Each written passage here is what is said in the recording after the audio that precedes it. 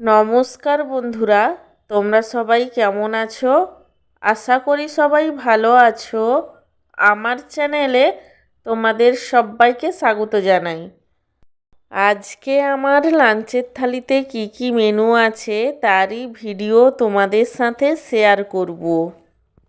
আজকে আমার লাঞ্চের থালিতে আছে সাদা ভাত, তার সঙ্গে আছে এক টুকরো পাতিলেবু, আর আছে পেঁয়াজ দিয়ে উচ্ছে আলু ভাজা, এবং সব শেষে আছে আলু দিয়ে চিংড়ি মাছের বাটি চচ্চড়ি। আমার আজকের এই লাঞ্চের থালির ভিডিওটি তোমাদের কেমন লাগলো সেটা কমেন্ট করে জানিও। আর ভিডিওটিতে লাইক দিতে এবং চ্যানেলটিকে সাবস্ক্রাইব করতে একদমই ভুলো না।